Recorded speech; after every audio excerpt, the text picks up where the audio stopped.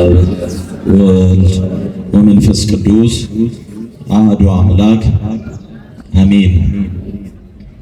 ቅዱስ ቅዱስ ቅዱስ እየተባልክ የምትመሰገን የአባቶቻችን አምላክ የኛም አምላክ ቅዱስ እግዚአብሔር ሆይ እስከዚህ ሰዓት በምህረትህ በይቅርታ በቸርነትህ ስለጠበቅከን ለዘላለም ባለ ክብርና ምስጋና እናመሰግናለን።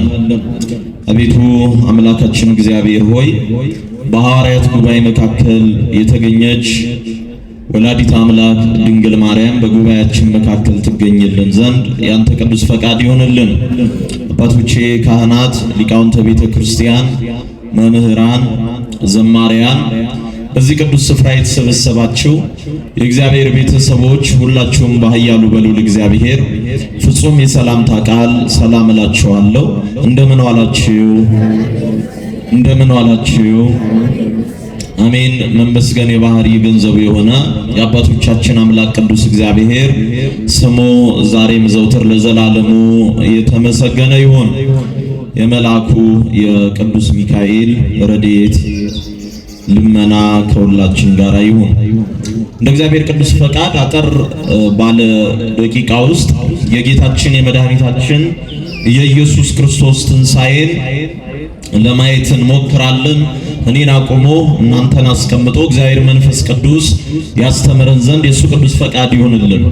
ምዕመናን፣ በዚህ በትንሣኤ ሰሞን እንደምታስታውሱት ቤተክርስቲያናችን በሰሞነ ሕማማቱ ተምሳሌቱን አድርጋ ካህናት እንዲሁም ምዕመናን በቤተ ክርስቲያን ተሰብስበው ከክርስቶስ ጋር አብረን መከራን ለመቀበል ዝግጁ መሆናችንን የሚያሳይ ሥርዓተ ግብረ ሕማማት ስትፈጽም ቆይታለች። በጣም ብዙ ሰው የሚታለለውና የሚሸወደው እነዚህ በዓላት የመታሰቢያ በዓላት አይደሉም። ለምሳሌ ይህ አሁን ያከበርነው ስቅለትና ትንሣኤ 1900 እንደዚህ ብለን ቆጥረን የትንሣኤ መታሰቢያ በዓል የምንለው አይደለም። ልክ አሁን እንደሆነ ነው። በተለይ በእያንዳንዱ የቅዳሴ ሰዓት ክርስቶስ አሁን መከራን እንደተቀበለ ሲቀበል መከራን ሲቀበል ሲገረፍ በቀራንዮ በመስቀል ላይ ሲቸነከር እንዲሁም ደግሞ ዮሴፍና ኒቆዲሞስ ገንዘው ወደ መቃብር ሲያወርዱት ሲነሳ ወደ አባቱ ሲያርግ አሁን እናያለን። አሁን እንደሆነ ይሰማናል። እና ብዙ ሰው የሚመስለው ግን የመታሰቢያ በዓል የምናደርግ ነው። እንደዛ አይደለም ትምህርታችን። እንደው እግዚአብሔር መንፈስ ቅዱስ አስተዋይ ልቦና ያድለን። ዛሬ የምንማማርበት የመጽሐፍ ቅዱስ ክፍል ከትንሣኤ ምንባባት ውስጥ ከአራቱ ወንጌላውያን ወንጌላዊው ቅዱስ ዮሐንስ ከጻፈልን በዮሐንስ ወንጌል ምዕራፍ 21 ቁጥር 7 ላይ ጌታ እኮ ነው የሚል ቃል ይሆናል። እንዳትረሱት ቃሉን አብረን እንላለን። እስኪ ሁላችሁም ጌታ እኮ ነው በሉ። አይሰማም? ድገሙት። ማን ነው? ጌታ እኮ ነው። እና ይህንን ቃል የተናገረው ወንጌላዊ ዮሐንስ ነው። የተነገረለት የሰማው ደግሞ የጌታ የኢየሱስ ክርስቶስ ቅርብ ከሚባሉ የምስጢር ደቀ መዛሙርት መካከል የሆነው ቅዱስ ጴጥሮስ ነው። ይህንን ነገር ለማንሳት ይህ ቃል የተነገረበትን ቦታ በጥልቀት መረዳት ያስፈልጋል። ይህ ቃል የተነገረበት ቦታ የገሊላ ባህር ወይም የጥብርያዶስ ወንዝ በመባል የሚታወቀው ቦታ ላይ ነው። ይህ ቦታ ራሱ ሐዋርያ ከመሆኑ በፊት ቅዱስ ጴጥሮስ ተወልዶ ያደገበት ስፍራ ነው። ቅዱስ ጴጥሮስ ምዕመናን በትንሣኤ ከምናነሳቸው ታላላቅ ሐዋርያት ውስጥ የሚነሳ ሐዋርያ ነው። ቅዱስ ጴጥሮስ ከትንሣኤ በፊትና ከትንሣኤ በኋላ ተብሎ ሊጠና የሚችል ሕይወት ያለው ሕይወቱ ደግሞ ገባ ወጣ በማለት ሕይወታችን ለዛለብን ምዕመናን መምህር ሊሆን የሚችል አስተማሪ ታሪክ ያለው ሐዋርያ ነው። በረከቱ ይደርብን። ሐዋርያው ቅዱስ ጴጥሮስ ለሐዋርያነት ከመጠራቱ በፊት በዚህ በገሊላ ባህር ላይ አሳ የሚያጠምድ ሰው እንደነበረ ቅዱሳት መጻሕፍት ይመሰክሩለታል። ሐዋርያው ቅዱስ ጴጥሮስ የቅዱስ እንድርያስ ሐዋርያ ወንድም ነው። ወንድም መሆን ብቻ አይደለም። ሐዋርያው ቅዱስ እንድርያስ የጌታ የኢየሱስ ክርስቶስ አጥማቂ የነበረው የመጥምቀ መለኮት የቅዱስ ዮሐንስ ደቀ መዝሙር ነበር። በደቀ መዝሙርነት ዘመኑ ግን መጥምቀ መለኮት ቅዱስ ዮሐንስ ሰዎችን ኃጢአተኞችን ሰብስቦ ሲያጠምቅ ከፊት ኃጢአተኛ ከኋላ ኃጢአተኛ በመካከላቸው ግን ኃጢአት ነውር የሌለበት ኢየሱስ ክርስቶስ ቆሞ ሲያየው የዓለምን ሁሉ ኃጢአት የሚያስወግድ የእግዚአብሔር በግ እነሆ ብሎ ሲመሰክር አይቶ ወደ ክርስቶስ ደቀ መዝሙርነት የተቀየረ ሰው ነው። ቅዱስ ጴጥሮስ ግን ለሐዋርያነት የተጠራው በሉቃስ ወንጌል ምዕራፍ 5 ቁጥር 8 ጀምሮ እንደምናገኘው ጴጥሮስ ለሐዋርያነት ጌታ የጠራው መርከቡ ላይ ወንጌል ሰብኮበት ነው። እዚህ ጋር ነው የቅዱስ ጴጥሮስ ታሪክ በቅዱሳት መጻሕፍት የሚጀምረው። ምናልባት መተርጉማን ቅዱስ ጴጥሮስ የብሉይ ኪዳን ትምህርትን በጥቂቱ እንደተማረ ቢጠቅሱም ጴጥሮስ ግን ከሐዋርያት መካከል ልዩ የሚያደርገው እንደነ ዮሐንስ ወንጌላዊ በልጅነቱ ያልተጠራ ነው። 60ዎቹን ያገባደደ አዲስ የሕይወት ምዕራፍ የሚጀምር ሰው እንደሆነ ቅዱሳት መጻሕፍት ይመሰክሩለታል። ታዲያ ቅዱስ ጴጥሮስ በሚያጠምድበት ሰዓት አሳ ማጥመድ ባለመቻሉ የተነሳ ራሱ ክርስቶስ መጥቶ አሳ የሚያገኝበትን መንገድ ነግሮት አሁን ተከተለኝ ሲለው ግን ጌታ ሆይ ካንተ ጋር መኖር ለኔ አይገባኝም፣ አንተ በዚህ ልትቆይ አይገባኝም ብሎ በትህትና ሐዋርያ የሆነ ሰው ነው። ነገር ግን ለወንጌል ክርስቶስ ታንኳን አውሰኝ ሲል እሺ ያለ ነው። ወገኖቼ ለወንጌል እሺ የሚል ልቦና እግዚአብሔር ይስጠን። ብዙዎቻችን በወንጌል ላይ ጨካኞች ነን። ብዙዎቻችን በእግዚአብሔር ቃል ላይ ጨካኞች ነን። እውነት እንነጋገር። አንዳንድ ሰው ለዓለማዊ መርሃ ግብር 20 እና 30 ሺህ ብር በቀላሉ ያወጣል። በጣም በቀላሉ ብዙ ገንዘብ ለዓለማዊ ስብሰባ ሰው ማዋል አይከብደውም። ለእድር፣ ለዕቁብ፣ ለሌላ ማህበራዊ ጉዳዮች ሰው ገንዘብ ማውጣት አይከብደውም። ለወንጌል ሲሆን ለመንፈሳዊ ዓላማ ሲሆን ልባችን እሺ ማለት ይከብደዋል። አረሱ ብቻ አይደለም። ስንት ጊዜ እግዚአብሔርን ስማኝ ብለን ጮኻችኋል። ስንት ጊዜ እግዚአብሔር አዳምጠኝ ብላችሁ ተናግራችኋል። መች ነው ጌታ ሆይ ቃልህን እንድሰማ እርዳኝ የምንለው? መች ነው ጌታ ሆይ ለአንተ ወንጌል ክፍት ልብ ስጠኝ የምንለው? መች ይሆን ጌታ ሆይ ለወንጌል የተጠማ ልቦና ነፍስ አድለኝ የምንለው? መች ይሆን? እግዚአብሔር አስተዋይ ልቦና ያድለን እንጂ ለወንጌል ልባችን ይሸፍታል። በቃሉ ላይ እንረማመዳለን፣ እንንቀዋለን። ምናልባት መምህራኑን ስለምናውቃቸው፣ ምናልባት ካህናቱን ቤታችን ሆነን በድምፅ ማጉያ ሲቀደስ ስለሰማን ቃሉን እንደቀላል እናያለን። ቅዱስ ጴጥሮስ ግን እንካ በመርከቤ ላይ በታንኳዬ ላይ አስተምር ብሎ የክርስቶስን ወንጌል ሰዎች እንዲሰሙ መልካም ዕድልን ፈጠረ። ቅዱስ ጴጥሮስ ግን ና ሲባል ለምን እምቢ አለ ሲሉ አባቶቻችን ሲተረጉሙ በባህር ውስጥ አሳዋ የት እንዳለች የሚያውቅ ጌታ፣ ከቃሉ ጋር ናቸው። የት እንዳለች የሚያውቅ ጌታ በኔ ልብ ያለውን ክፋት ኃጢአቴንማ ያውቅብኛል ብሎ ጌታ ሆይ ካንተ ጋር መኖር አይገባኝ። ወገኖች እውነት እኮ ነው። ከእግዚአብሔር ጋር የሚያኖር ምንም ክብር የለንም፣ ምንም አቅም የለንም እዚያው ደምረት ላይ ለመቀመጥ። ግን ማን መሐሪ ስለሆነ ነው? አይሰማም። ማን ቸር ስለሆነ ነው? ቸርነቱን ያበዛ አምላክ ክብርና ምስጋና ለሱ ይሁንለት። ይቅርታው ስለበዛ ብቻ ነው። ምዕመናን እንዳትሸወዱ፣ እንዳትታለሉ፣ በገዛ ጽድቃችን የቆምን እንዳይመስላችሁ። የማን ቸርነት በስቶልን ነው? የእግዚአብሔር ቸርነት በስቶልን ነው። አሁንም ቸርነቱን እግዚአብሔር ያብዛልን። ታዲያ ቅዱስ ጴጥሮስ ና ሰው ታጠምዳለህ ተብሎ ከተጠራበት ጊዜ አንስቶ ግን የኛን ሕይወት የሚመስል ሕይወት ነበረው። ምንድነው ያ ሕይወት ስንል እንዳልኳችሁ ቅዱስ ጴጥሮስ እድሜው ትልቅ ነው፣ ግን እንደ ትልቅነቱ አይደለም። ፈጣን ከሚባሉ ሰዎች ውስጥ የሚመደብ ነው። ፍጥነቱ ደግሞ አንዳንድ ጊዜ ከተሰመረው መስመር አልፎ ተንሸራቶ እንዲወድቅ ያደርገዋል። በትንሣኤ እንድናነሳው ምክንያት የሚሆነን ጉዳይ ካሁን ጀምረን እናንሳው። ለምሳሌ ቅዱስ ጴጥሮስ በማቴዎስ ወንጌል ምዕራፍ 14 አንድ ታሪክ ክርስቶስ ያደርጋል። አንድ ታምር ይሰራል። ያን ታምር ብዙ ሰዎችን ሰብስቦ አበላ፣ አጠጣ። አሁን ሐዋርያቱ ሁሉ በታንኳ ባህር እየተሻገሩ እያለ አንድ ነገር ተፈጠረ። ምዕመናን ልብ ብላችሁ ስሙ። የክብር ሁሉ ባለቤት ፍጥረት ሁሉ የሚገዛለት ጌታ በባህር ላይ እየተራመደ መጣ። ከቃሉ ጋር ናችሁ? በምን ላይ እየተራመደ መጣ? በባህር ላይ እየተራመደ መጣ። እንዴት ሆነ ማለት አንችልም። እንዴት ሰው በባህር ላይ ይራመዳል ማለት አንችልም። ከኛ ሕሊና በላይ ነው። እንዴት የተፈጥሮ ሕግ ተጣሰ ልንል አንችልም። ተፈጥሮ ስለሚታዘዙለት ጌታ ግን አደረገው። ያኔ በባህር ላይ የሚራመደው በጣም ከትንሣኤ ጋር ይህ ሐሳብ ስለሚስማማ ልብ ብላችሁ አድምጡ። እንዴት ሰው በባህር ላይ ይራመዳል? ምትሃት ነው ብለው አሰቡ። ምትሃት ማለት የሆነ ሳይሆን የሆነ ነገር የሚመስል ነገር ነው። ስለዚህ ሰው የሚመስል ይመስላቸው ነበር። ይመስላል የሚል ቃል ደግሞ ለኢየሱስ ክርስቶስ አይነገርለትም ወገኖቼ። ኢየሱስ ነው ተብሎ ነው የሚነገርለት። ምን ማለት ነው? ያ ካልን ፍጹም ሰው ፍጹም አምላክ ነው። ይህንን ለሁለት ሰንጥቀን በሰውነቱ በዚህ በኩል በመለኮቱ በዚህ በኩል አንለው። ኢየሱስ በተዋህዶ ያለ ነው። ኢየሱስ ራሱ ተዋህዶ ነው። ፍጹም ሰው ነው፣ ፍጹም አምላክ ነው። አንዳንድ ሰዎች ረሃቡን፣ ጥሙን ደግሞ በቀራንዮ መስቀል ላይ ያደረገውን ነገር ለሰውነት ብቻ ሊሰጡ ይፈልጋሉ።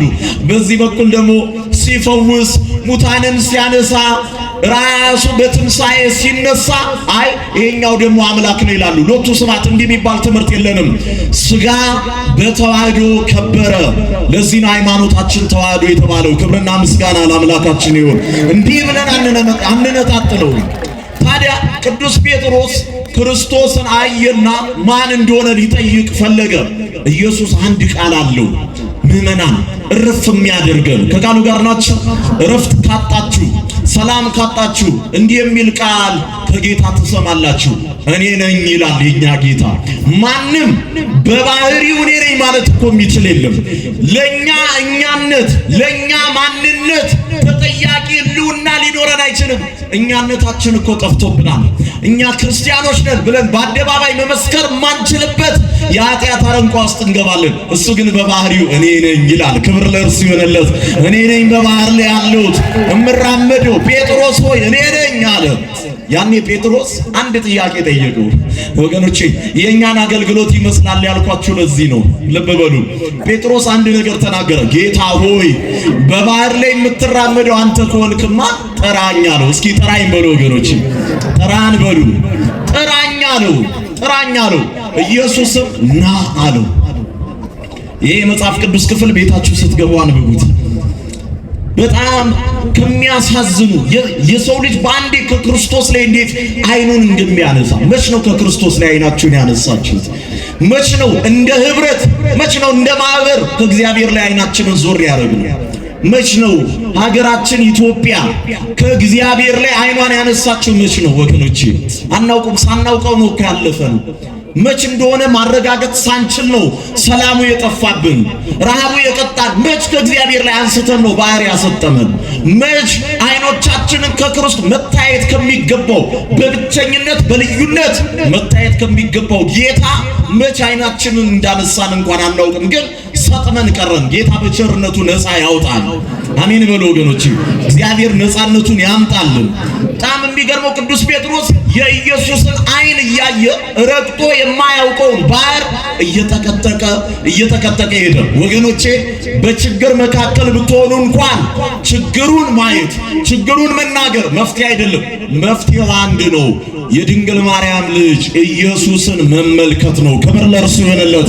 እሱን እያየን ማናልፍ የለም። አይኑን የክርስቶስን ማየት ጀመረ። ጴጥሮስ በልቡ ተማመነ።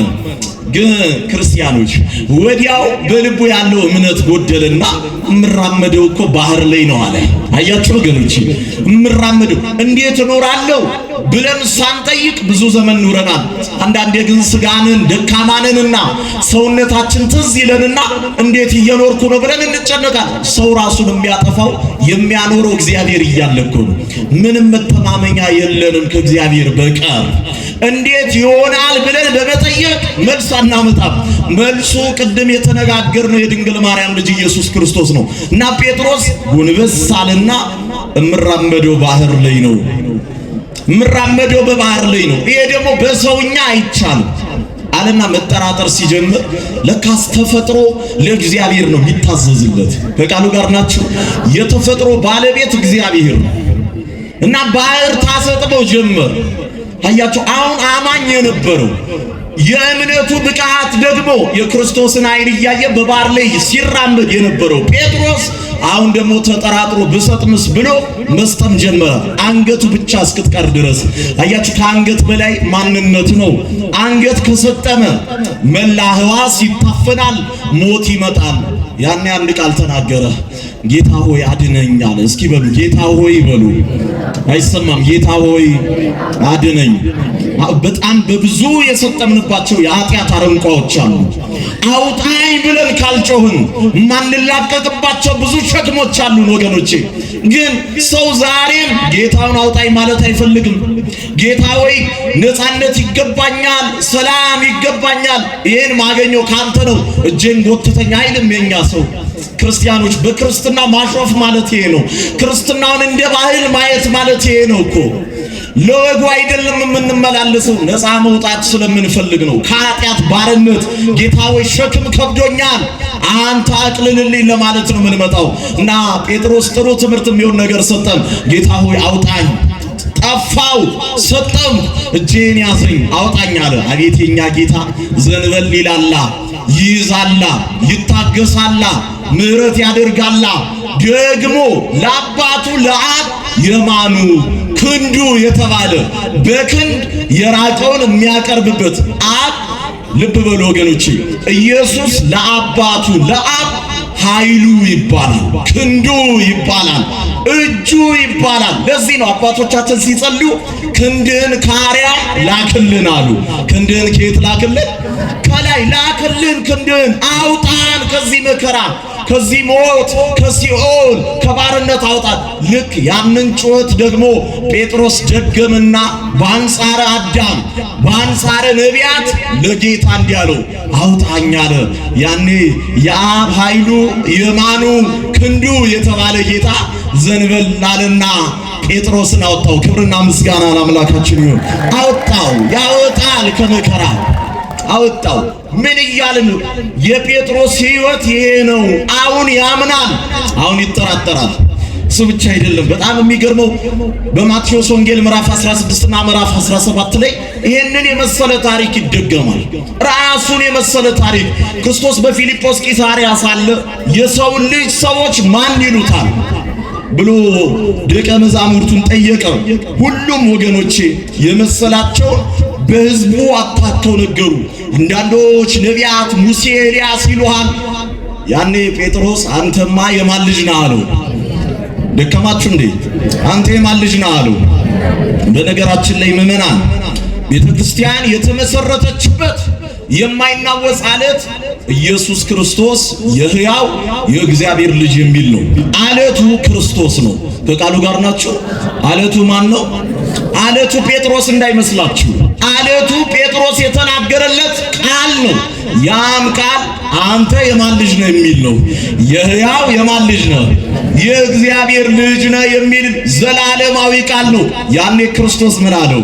ጴጥሮስ ይህንን ሥጋና ደም አልገለጠልህም፣ ይህንን በማለት ብፁዕ ነህ አለው። ብፁዕ ማለት ምስጉን ማለት ነው። አሁን ከጌታው ደግሞ ምስጋና የተገባው ቃል የሰማ ሐዋርያ ነው። ስለዚህ ደስተኛ ነው ጴጥሮስ። አንተ ብፁዕ ነህ፣ አንተ አለት ነህ ብሎ ጌታ መስክሮለታል። ስለዚህ አሁን ጴጥሮስ ደስተኛ ነው። የኛም ሕይወት እንደዚህ ነው ወገኖቼ። ጥቂት እንደጸለይን ምዕመናን በሕይወታችን በሁላችንም ሕይወት አልፏል። አንድና ሁለት ሳምንት ማስቀደስ የጀመርን ሰሞን ዞር ብለን ከጀርባችን ላይ እኮ እንደ መላእክት ክንፍ ፈልገናል። ወዲያው ደስ ይለናል። ዓለሙን የጨበጥን ይመስለናል። አንዱን ስንጨብጥ ሌላ ያምረናል። የጨበጥነውን ሳናጣጥም ሌላ ይመጣብናል።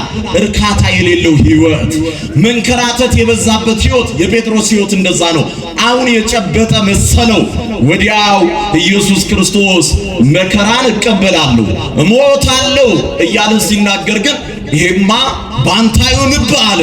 አያችሁ፣ ቅድም ብፁዕ ስለተባለ አሁንም ባልደራስ ሊሆን አማረው። ያኔ ኢየሱስ እንዲህ አለው፣ አንተ ሰይጣን ከኋላዬ ሂድ አለው። ከቃሉ ጋር ናቸው። አሁን ብፁዕ የተባለው ሰው ምንም ከሱ ጀርባ ሆኖ ነገረ ስቅለቱን ሊያዘገይ የፈለገውን ሰይጣን ቢናገርም ብፁዕ የተባለው ጴጥሮስ ግን አንተ ሰይጣን የሚልንም ቃል ተቀብሏል። እሱ ብቻ አይደለም ወገኖቼ፣ ያ የጨለማ ዘመን እየመጣ የመከራው ሰዓት ሲደርስ አንድ ታሪክ ይፈጠራል። ትምህርታችንን በዛው እየተከለልን ነው። በዛ ታሪክ ውስጥ የሚገርመው የጴጥሮስን ገና ለመጽናት እምነቱ በክርስቶስ ላይ አለመደገፉን የሚያሳይ አንድ ነገር ይፈጠራል። ክርስቶስ የመጨረሻዋን ፋሲካ በዚህ ዓለም አደረገ። ከቃሉ ጋር ናችሁ? ስንተኛዋ? የመጨረሻዋ። ኢየሱስ በዚህ ዓለም ሳለ 4 ፋሲካ አክብሯል። ስንት ፋሲካ?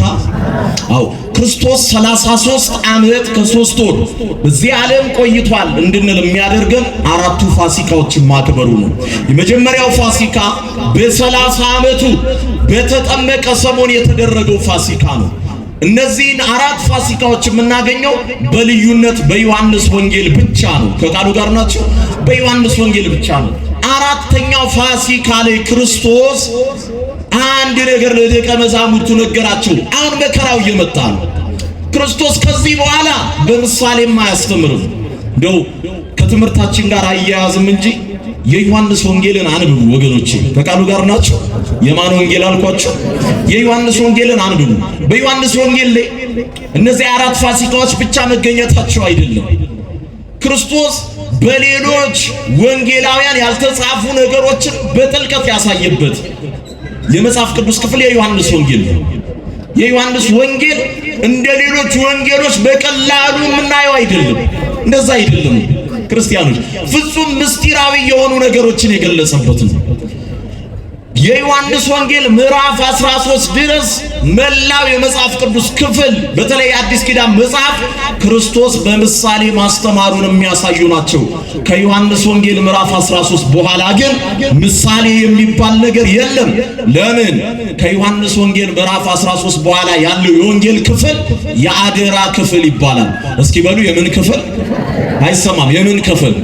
አባት ልጁን ሲያሳድግ ልጁ ገና ሕፃን ሳለ በምሳሌ ብዙ ነገር ይነግረዋል። አባት ግን ሊለይ የደረሰበት ዘመን ውርስ ካለ በምሳሌ ውርስ ለልጅ አይሰጥም፣ በቀጥታ ይነግረዋል። አደራም በምሳሌ አይነገርም።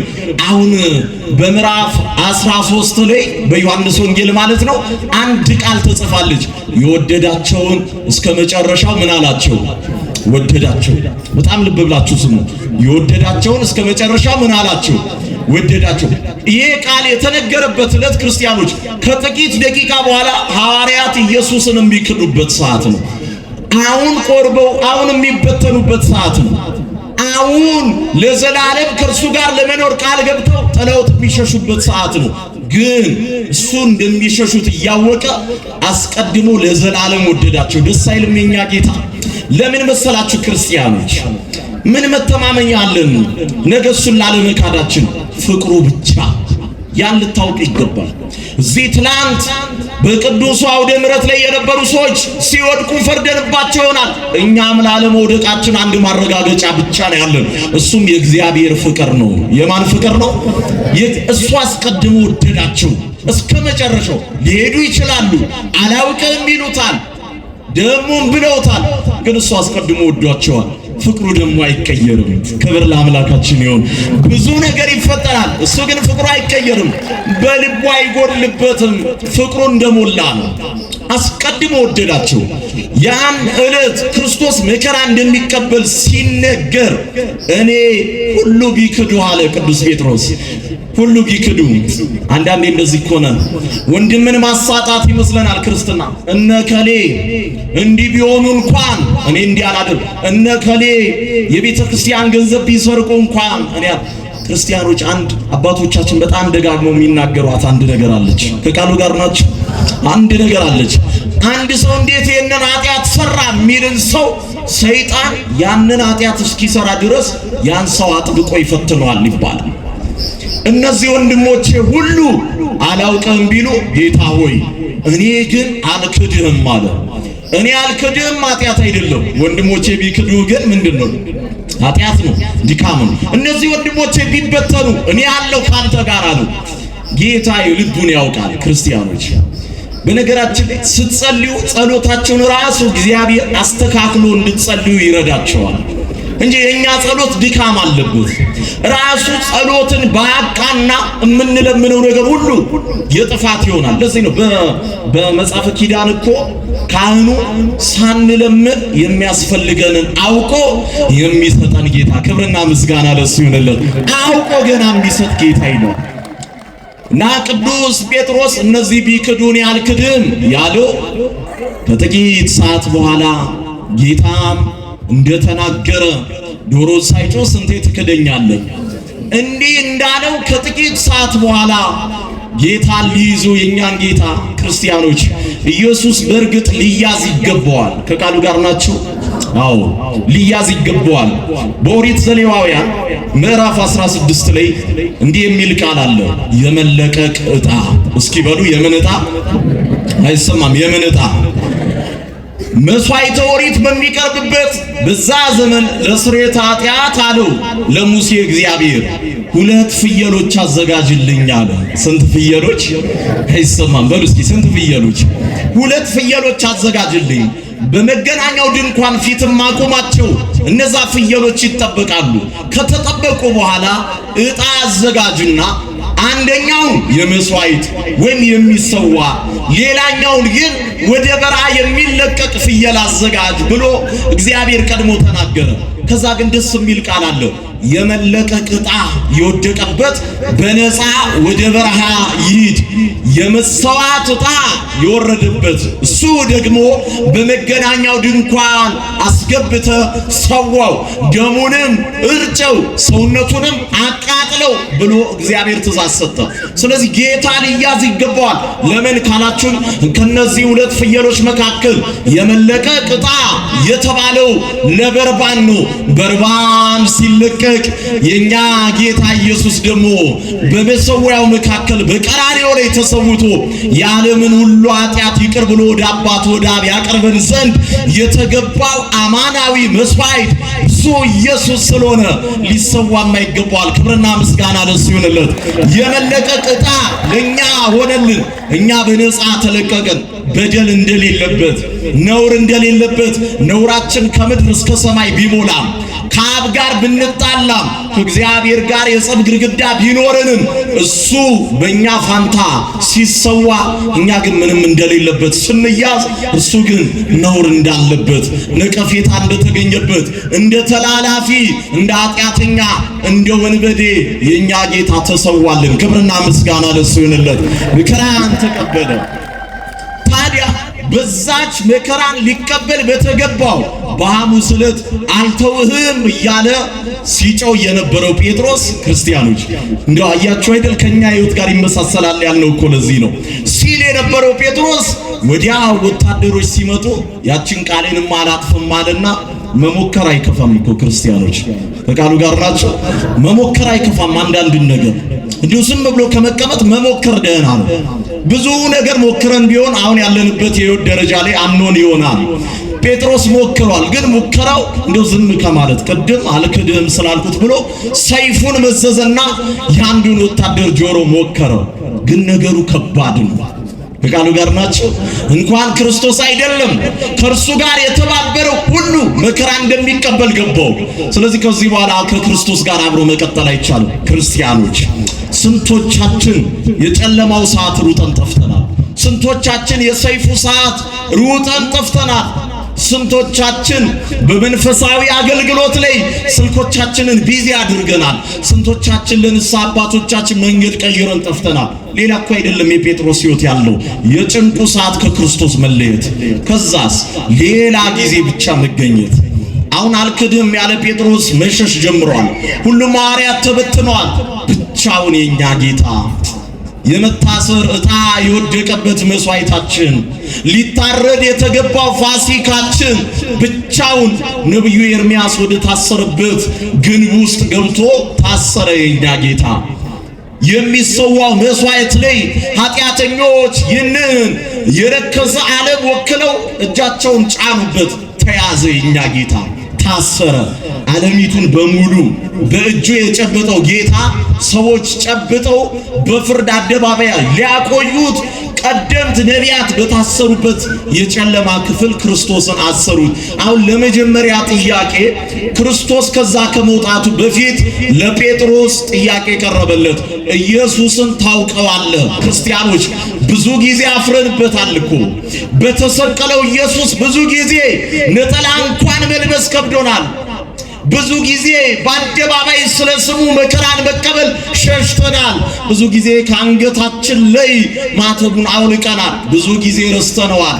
ብዙ ጊዜ በኃጢአታችን የተነሳ ትተነዋል። እሱ ግን አልተወንም። እሱ ግን አልተቀየረም።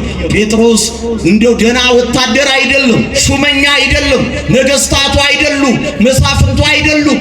የቤት አገልጋዮች እየተመላለሱ አንዲት ሴት አንተ ሰው ይህንን የገሊላ ሰው ኢየሱስን ትመስላለህ እምትዩን፣ እንደው ሌላ መልስ እንኳን አልመለሰም። እምትዩን ሰው ፈጽሞ ምን አልለውም ወገኖቼ፣ ኧረ አይሰማም። ምን አልለው? ስንቴ ነው ያላወቅነው? ስንቴ ነው እንዳላወቅነው ጥለነው የሄድነው?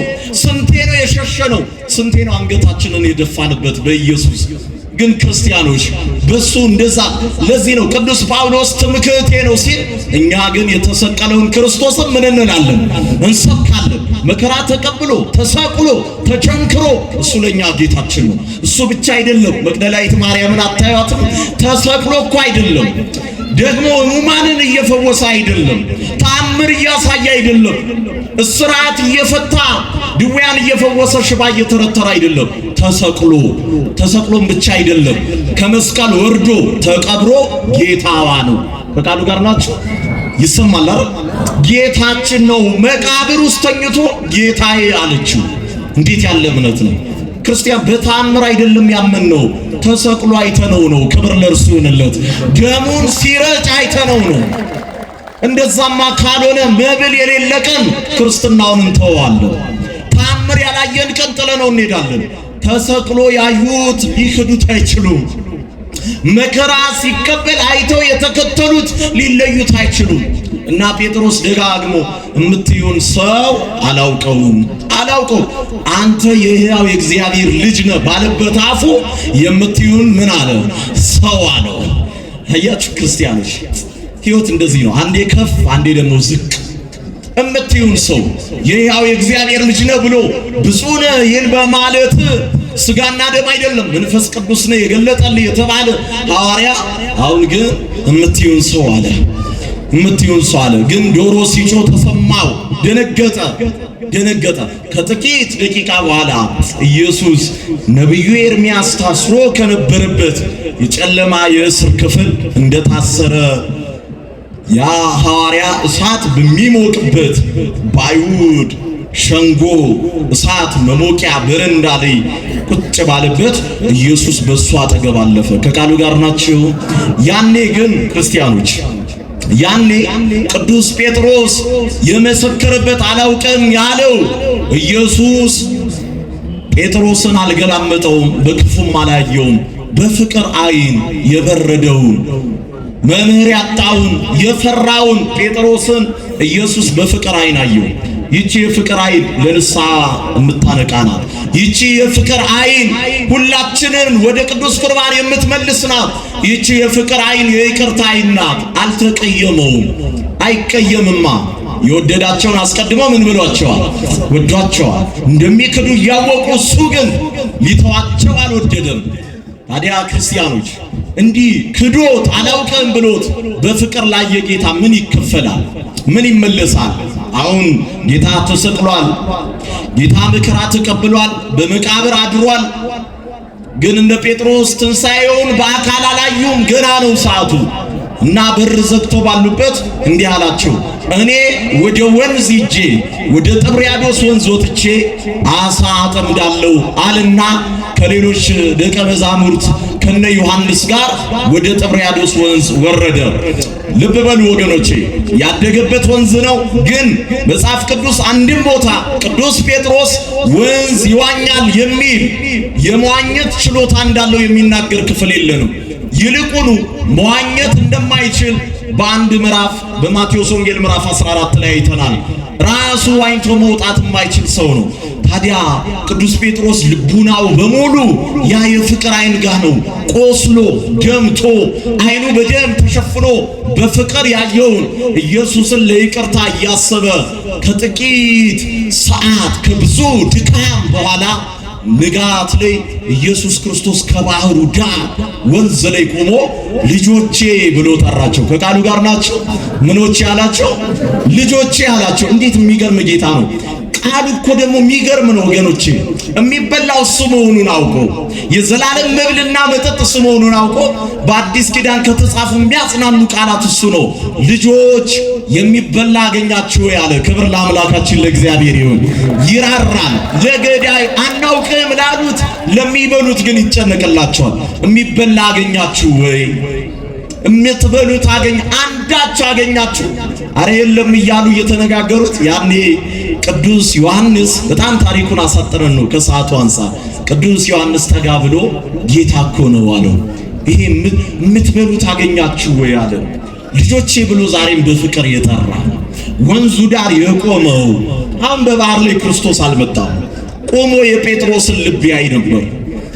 ጌታ እኮ ነው አሉ። አያችሁ ዮሐንስ ሩጦ ወደሱ አልሄደም። ለምን? የጴጥሮስ ልብ በንስሐ እንዴት እንደተቃጠለ ያውቃል። ጌታዬን አሳልፌ ሰጥቼው አላውቅም ብየው መቼውን ይቅር የምለው የሚል የተቃጠለ ልብ ለንስሐ የተዘጋጀ ልብ ቅዱስ ጴጥሮስ አለውና ዮሐንስ ወንጌላዊ ይሄ እኮ ድምፁን ስላወቀ ይሄ እኮ የኛ ጌታ ነው፣ ጌታ እኮ ነው፣ ሞትን ድል አድርጎ የተነሳው መምህራችን እኮ ነው አሉ።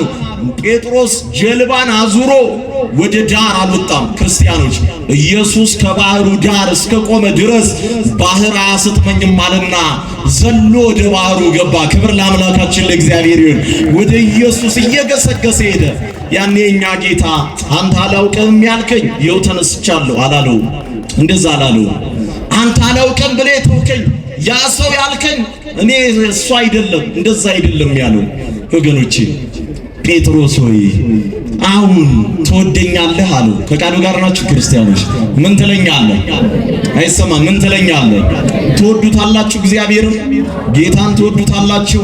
ይህን ጥያቄ ልጆቻችሁን ሂዳችሁ ብትጠይቁ አዎ እናቴ፣ አዎ አባቴ እወድሃለሁ እወድሻለሁ ይላሉ። እንዴት አድርገህ ነው የምትወደኝ በሉ እስኪ። ምን ይላሉ? እቅፍ ይላሉ አይደል? ማንን አቅፈው? ራሳቸውን አቅፈው እኮ ነው። የኛ ማፍቀር ራስን አቅፎ ነው። ወንድምን እህትን የተራበ የተጠማውን አቅፈን ትንሣኤውን እንድናከብር እግዚአብሔር ይርዳል። እግዚአብሔርን የሚወድ ሰው ወንድሙን እንጂ ራሱን አያቅፍም። ራስ አቀፎች ነን ሁላችንም አይደል? ራሳችንን አቅፈን ነው ጌታን እንወዳለን የምንለው። ወንድምን አቅፎ ነው ጌታን መውደድ። አሁን ጴጥሮስ ግን አወዳለሁ አይልም። ችኮላው ጠፋ። አገልግሎቱ በሰላ በደም ተነከረ። አገልግሎቱ ከክህደት በኋላ እንኳን ደም ያሰረበው አይን በይቅርታ አየው። ስለዚህ እንዲህ አለ፣ እንደምወድህ አንተ ምን ትላለህ? አይሰማም። አንተ ምን ትላለህ? አንተ በእኛ ልብ ውስጥ ያለው ማን ያውቃል? አያችሁ እንደምንክድ ቢያውቅም የሚወደን ጌታ ስላለ በኩራት በመታበይ ሳንናገር ጌታ ሆይ የልቤን አንተ ምን ትላለህ? ለዚህ ነው ሁሌ በቅዳሴያችን ላይ የሰውን ድካም አንተ ምን ትላለህ ታውቃለህና ይላል ካህኑ። ክርስቲያኖች የኛን ድካም የሚያውቀው ጌታ የትንሣኤው ጌታ ነው። ድካማችንን የሚረዳው ሊቀ ካህናት በሰማያት ያለው በነገር ሁሉ ስለተፈተነ የሚፈተኑትን ሊረዳቸው የሚችለው ጌታ በአብ ቀኝ የተቀመጠው የሰጠኝን ሥራ ሁሉ ፈጸምክ ያለው ጌታ ፍጹም ሰው ፍጹም አምላክ ስለሆነ ድካማችንን ስለሚያውቅ ሊምረን ይቅር ሊለን የታመነ ሊቀ ካህናት ነው። ክብርና ምስጋና ለእሱ ይሁንለት። ወስብሐት ለእግዚአብሔር።